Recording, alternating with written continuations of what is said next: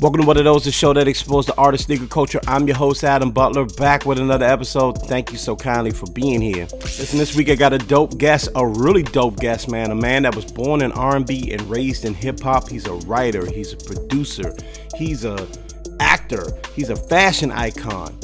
You know him, he goes by the name of Quincy. You've seen him in Power, you've seen him in Star, all sorts of shows. Well, today he's here. We're going to talk about his new album. We're going to talk about his sneaker collection, vintage clothing, and more importantly, we're going to talk about art. Let's jump right into it. My man Quincy's in the building. Quincy, welcome to the show, brother. What's happening? How you doing? Oh, man, I'm great, bro. I'm great. Happy to be talking to you, man. We got a lot to talk about. You got music out, you on television. You're doing all sorts of dope things, man. Super excited. I like to start off the show by asking everybody though, man, like, how are they? You know, it's weird times, you know what I mean? We back outside, but it's still weird times, man. How you holding up through all this, bro? Definitely doing better. You don't know you're doing better till you're doing better, right? So I feel like that's been a huge part of the journey, you know, of obviously pre-pandemic, in pandemic, post-pandemic. I've been actually seeing the growth more than I ever seen like growth in myself. So that's like the best takeaway, you know, because as you're getting older and stuff, you know, you be getting older, but you don't really see it. You don't really, you know, connect to that until obviously maybe you do something and you're like, oh, the satisfaction of this is rewarding, but you know, you're growing every day. Yeah. And I felt like the pandemic was a growth spurt for everybody. And, you know, just using all of that to fuel my next, you know, couple months to years to come. It is, man. That's a but it was stressful. It was stressful. Listen. Trust me, I understand, bro. Listen, I got a kid up in here. I got a wife up in here. We was all, but we got through it. And that's the most important thing. And that's why I always like to ask people that question, because we on the other side of it, man. And I just like to hear people's perspective on that. And I definitely appreciate yours. Let's go to the beginning, man. You know, you're born in the R&B. You're also raised in hip hop, bro. You know what I mean? And I say on this show, you know, this show is sneaker based. And I say that sneaker culture is a subculture of hip hop culture, man.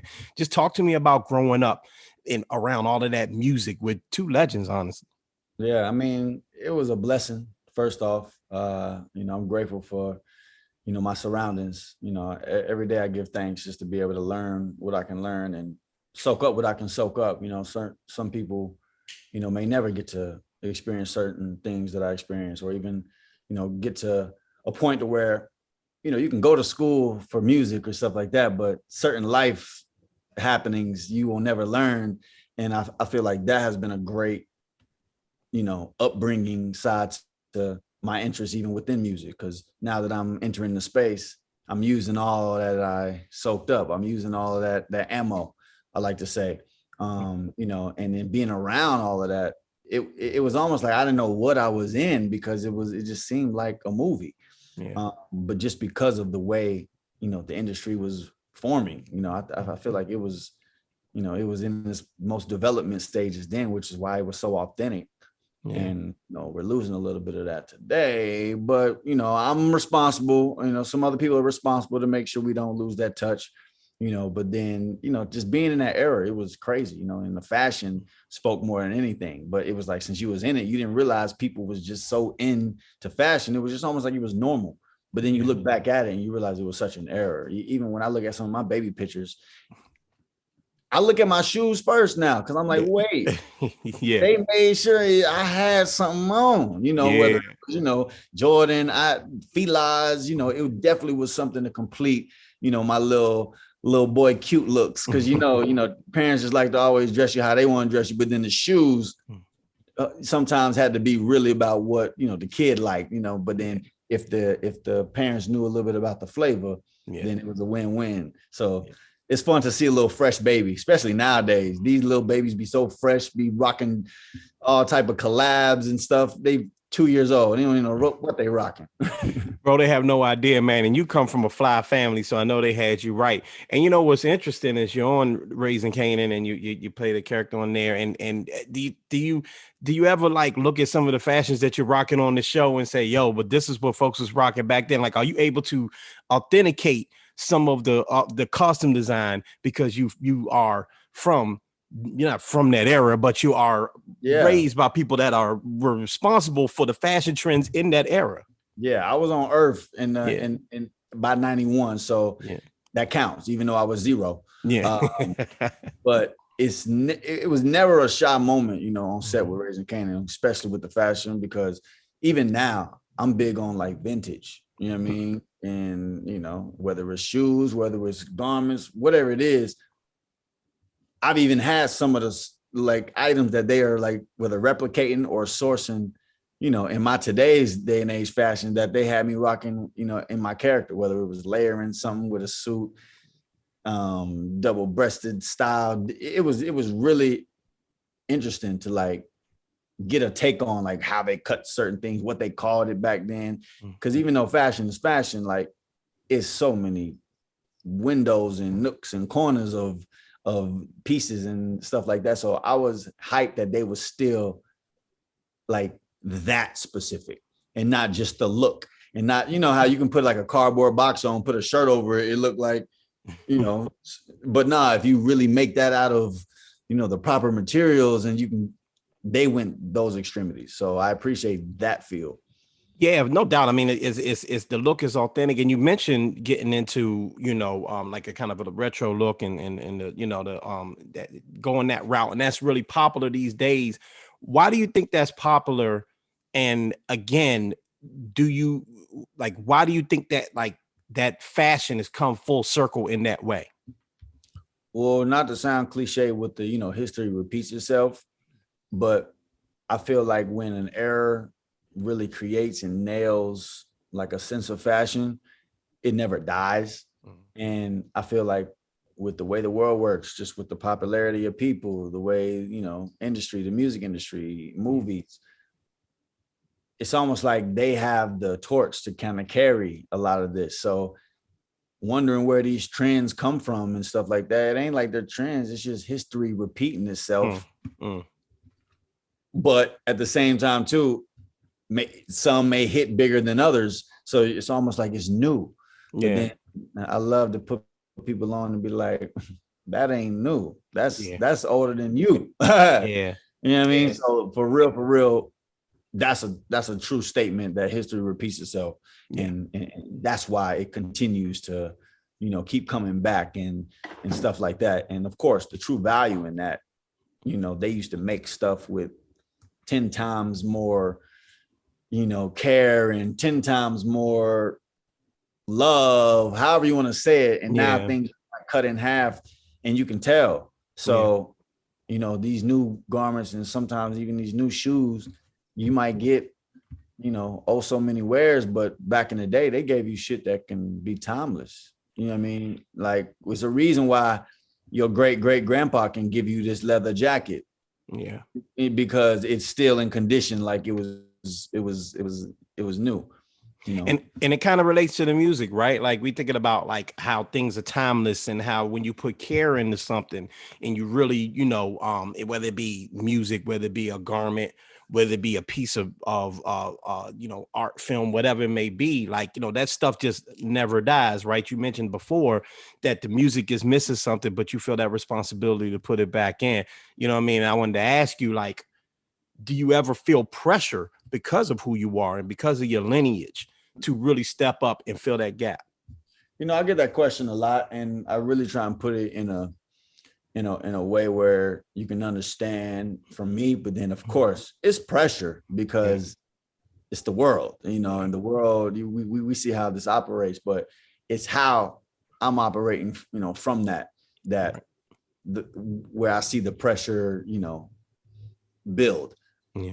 I never want to see myself like trying to compete, because then it's like I'm feeling pressure of like, dang, I didn't do what they did, or I didn't, you know. So I'm real big on like, you know, honing in on your craft to where it's like you creating a way, you know, you creating a lane and stuff like that. So it becomes a competition with myself.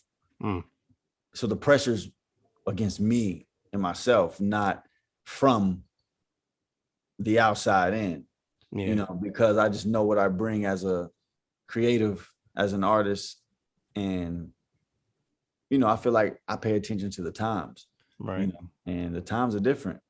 And sometimes you try and just do the same thing just to, replicate something from an old time. Yeah. It was the timing that made Right. that, you know what I mean? Right. So I'm really big on that, just the timing of things. Cause yeah.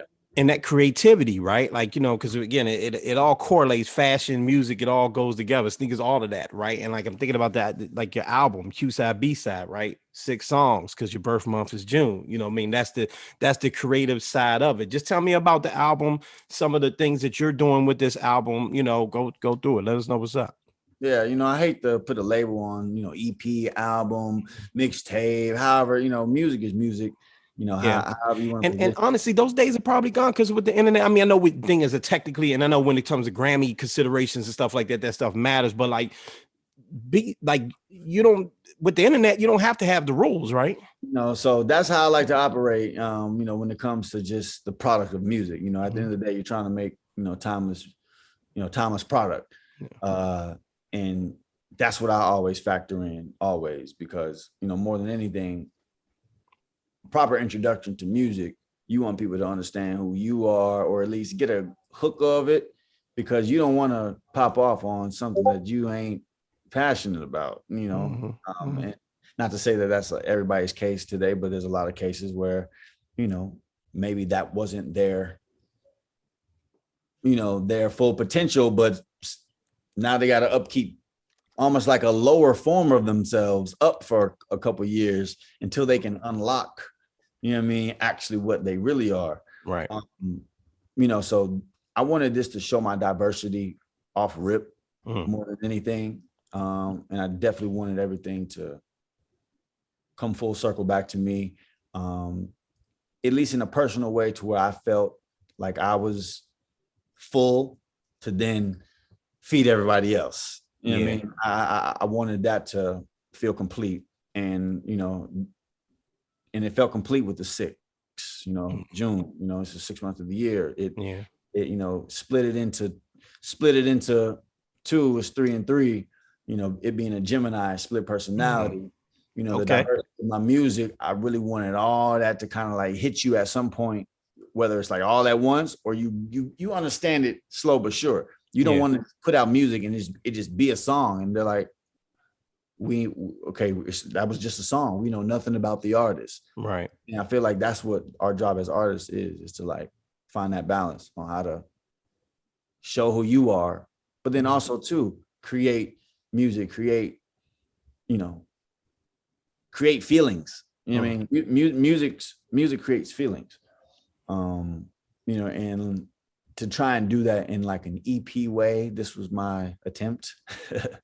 6 songs, and they're split into 2, but not at all, because they're still one, which also just represents, like I said, who I am as a Gemini. They say we have the multiple personalities, whether it's 1 or 2 or 3, 4, 5, 6, 7, 8, 9. Right, 7, 8, 9. Right. All in all, I wanted to make sure I hit those points for me as an artist, and then let the world respond, and then continue to respond with the world, as I go. What I respect about it is that you keep using the word art, right? And you keep talking about the artistry. You know what I mean? You've been making music since you were 7 years old. You know what I mean? You've been an artist for a long time. How important is it for you to implement that? There's a lot of people out here, and this is no just to anybody, you know what I mean? But a lot of people, they look at the music industry, it's a business. I can make a hit. I could get myself this sponsorship, that sponsorship. How important is it for you to just focus on the artistry of it, right? The storytelling of music. I think artists, they kind of wait too long to look for satisfaction, I guess, from fans or whatever, because they're like, oh, do they like this? Do they like that? Yeah. But everybody has something special about them. And it's like, once you kind of like get inspired and then you want to just create in whichever way you want to, whether it's music, whether it's fashion, whether it's designing, writing, as long as you know what it takes to like chisel that sculpture, you know what I mean? Like, if you know how to sharpen it, then it's like you're on to something, Right. you know, and I feel like I look at that a lot. Like, how can I just constantly get better at myself? Because that's going to stand out. Yeah. And that's what people should respond to, is the originality of, you know, who we are as ourselves. You know, everybody is different. And it's like, okay, how can we see that? Even though we know everybody different, you can just say it, show me, you know what I mean? And I feel like people are a little shy of that sometimes, you know, and they wonder why people don't understand them. It's just like, well, you got to tell them. Yeah. You know? Yeah. By any means necessary too. You got to let them know. For Right. sure. Whether it's the smallest of detail, Easter egg and shit, or whether it's, you know, full blown, you know, just reach for something that you feel like, hey, this is for me. And you got to be cool with just saying, hey, this is this. And then that is that. Yeah. Yeah, no doubt, no doubt. We talked about your fashion sense and your love for fashion. This is a fashion and sneakers show. I see you work with Coach and Hugo Boss and Kristen Lou. I mean, you work with some big brands, man. You've been doing your thing, but you started off a baseball player. And I when I saw that, I thought about something, right? Because a lot of dudes, you hear that, you know, I play basketball, so my favorite sneaker was this, right? Mm-hmm. My favorite sneaker was the Barkley because I played ball. My favorite sneaker was the Jordan this because I played ball. But you played baseball. Mm-hmm. Did you have a go-to sneaker when you was a baseball player with a Griffey's in your lineup, anything like that? Definitely had some Griffey's, definitely had some Jeters, you know, for sure. You know, and I was playing baseball in a small town, Columbus, Georgia. That's where I'm from. And it's funny because I promise, like, everything is timing. I literally, once I graduated from my league, that I used to play in, not in school, it was like, you know, the recreational league. And 3 years later, Columbus, Georgia won the Little League World Series. Oh, wow. And you know what I mean? It was like a proud moment. I felt like I won it. But the first thing I was thinking of was just like, yo, I would have been on there with the flyest shoes, with the flyest cleats, you know what I mean? Just because like I was like looking at that moment to really, because, you know, you playing baseball, like people ain't really looking at your fashion kind of, but I'm like, yo, if I was on TV like that, they would, you know. So it was a fun moment to like think back and was like, wow, I remember I did make sure my cleats was on point. You know, Under Armour had me laced too. You know, there was like a little Under Armour little specialty shop in Columbus that you know, I was always, you know, in there because they had like just always new stuff. You know, small towns don't really get all the new stuff all the time. You got to go to like Atlanta or something. So I was like looking on, you know, finding, you know, where I can just always get the newest equipment or the latest equipment. Didn't know that was like a thing. You know, I was like, I just want whatever is the newest. You know, basically I was just telling my grandma I ain't want no used equipment. That's right. There it is. Give me no used cleat, no used bat. Nothing. I love it, brother. I love it, man. So tell me about, you talked about vintage and vintage wear, you know what I mean? And I know that's what you're on right now. Are you the same way with your sneaks and your footwear? Like, are you going out and you finding like gyms someplace, or where are you with that? A little bit. I feel like I'm definitely in that mode to where I'm trading, I'm reselling, I'm doing that for sure. Because I feel like my closet is looking too good lately. And it's like, since I am I'm like a low-key sneakerhead because I'm mad interested in sneakers, but it's like I got so much to keep up with. Sneakers is almost like a whole lifestyle that in itself, where you're gonna miss the beat if you ain't, you know, on point. But I mean, I definitely love you know, vintage, even styles. Like for instance, my man dropped the Jordan 1, Nigel Sylvester. He dropped like a vintage new Jordan 1, and all it was just aged and stuff like that. Like that was one of my favorite shoes in a long time. Like rocking that shit every day. You know what I mean? But you know, that was just something that stood out to me because he channeled in something that I look forward into, you know, even things like, of course, you know, I hate when people do the over scuff and and over yellowing, and it's got to happen naturally. but it is a way to, create that. And I feel like he Yeah. did a good job at that. And, because that really represents some vintage too, when you can show that they're worn, not just about they 10 years old or 5 years old. Right, you know what I mean? right. But Right. it's of the Get wear. somebody's beaters and trying to pull them off. That's not necessarily the move, but that vintage feel, the cracked leather, that look is it's definitely where it's at right now, man. Listen, I had a great time talking to you. I do have one more question for you, but I do want to say before I let you go, bro, I appreciate you coming on this show, man. It's really, really dope talking to you. I want to ask you though, if you have a Grail sneaker, okay, the one that you got to get your hands on that you have not gotten your hands on yet, what would that be? Well, I've been checking my list off. I got the Dior ones.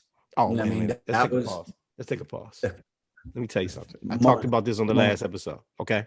Now I'm jealous. Now I'm angry. All right.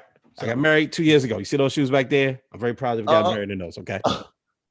I was fooling myself and saying, man, because this is when the Dior, this was before they was even on the market. They were about to come out. I'm gonna get some Dior ones. We'll get married in my Dior ones, man. You know me, I'm a humble guy. That price tag, I was like, oh God, no.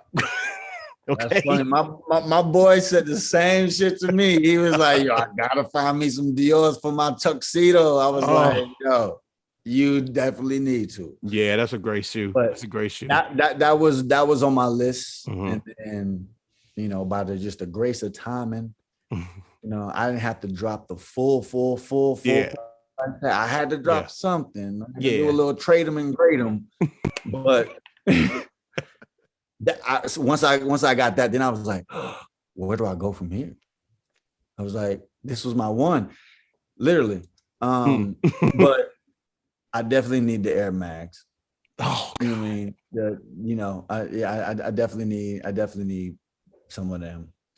Some of them, you heard me? Yeah, some of them. I heard you say some of them. Right. Yeah. I saw this dude at SneakerCon walking around with 8 pair. Jesus Christ. And I'm like, nah. All new, and he was flipping them. Yeah. He walked out with 2 pair left. I don't know, like, bro. Wow. He might want to authenticate some of them.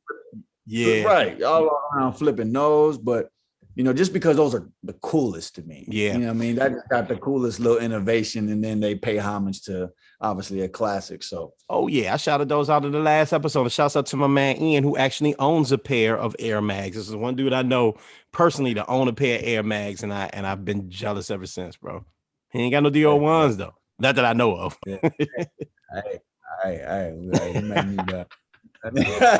we gotta talk on mic, bro. I'm saying, right? Yeah, yo, thank you so much for coming on the show, man. I really appreciate it. Let's do this again if you can, bro.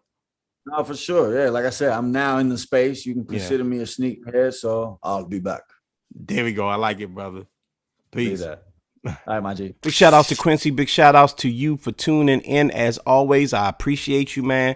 Thank you so much. Remember to follow me, MSR_Adam, MSR_Adam. Remember to listen to the Butler Did It podcast on all podcasting platforms. Remember to follow the team, the Up On Game Network, and of course, the On My Feet Network. Mind your mental health, mind your physical health, and please continue to be great. I'm up out of here. Peace.